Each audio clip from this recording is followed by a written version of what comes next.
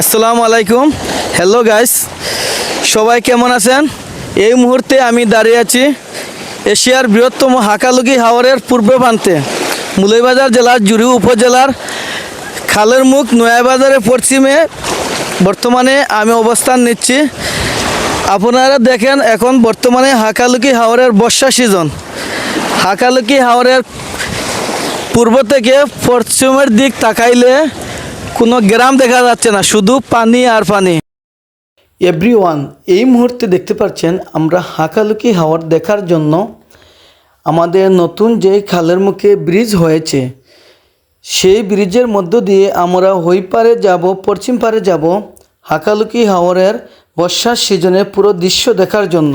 আপনারা সঙ্গে থাকুন এবং পুরো ভিডিওটি দেখার আমন্ত্রণ রইল। এই ব্রিজটা হলো আমাদের খালের মুখ নয়াবাজারের জুরিন নদীর উপর ব্রিজ।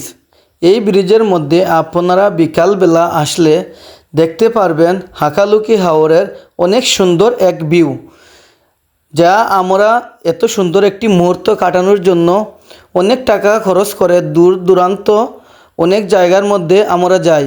আসলে বিকালবেলা এই জায়গার মধ্যে যদি আপনি আসেন, তাহলে এই অপরূপ সৌন্দর্য দেখে আপনার মন অবশ্যই ভরে যাবে। আপনাকে ওই জায়গায় আসার জন্য আমন্ত্রণ রইল। এই জায়গায় আসতে হলে আপনারা দূর দূরান্ত থেকে আসলে প্রথমে জুরিবাজার আসতে হবে। জুরিবাজার আসার পরে পশ্চিম বাসিপুর অথবা পূর্ব বাসিপুর জারিলতলা হয়ে খালের মুখ নয়াবাজারে আসতে পারেন। খালের মুখ নয়াবাজার আসার পরেই আপনারা খালের মুখ নয়াবাজার যে ব্রিজটি রয়েছে, এই ব্রিজে দেখতে পারবেন।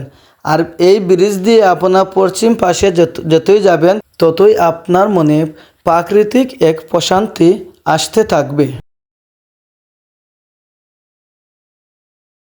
বাংলাদেশের বৃহত্তম হাওর হাকালুকি, আর বর্ষাকালে ওই হাওরে যেন জেগে ওঠে নতুন প্রাণ। আর বিকালবেলা আকাশের মেঘ আর সূর্যর লুকোচুরি, হাওরে পানি পড়ে রঙিন প্রতিচ্ছবি। মনে হয় ছবির ফ্রেমে ঢুকে গেছি। পাখির ডাক, হালকা বাতাস আর নৌকা চলা শব্দ, সব মিলিয়ে এক অপরূপ সৌন্দর্য। হাকালুকি হাওরে এই বর্ষা বিকালে শুধু চোখে না, হৃদয়ের ভিতরে থেকে যায় অনেক দিন। যদি প্রাকৃতিক ভালোবাসেন, তবে বর্ষায় একবার হলেও হাকালুকি হাওরে ঘুরে আসতে পারেন। এটাই হতে পারে আপনার জীবনের সবচেয়ে শান্তিময় বিকাল। তো সবাই ভালো থাকবেন। এই ভিডিওটি দেখার জন্য সবাইকে অনেক অনেক ধন্যবাদ। তো দেখা হবে অন্য কোনো এক ভিডিও হয়। আমি বিদায় নিচ্ছি, মোহাম্মদ আনোয়ার হোসেন। সবাই ভালো থাকবেন, সুস্থ থাকবেন। আল্লাহ হাফেজ।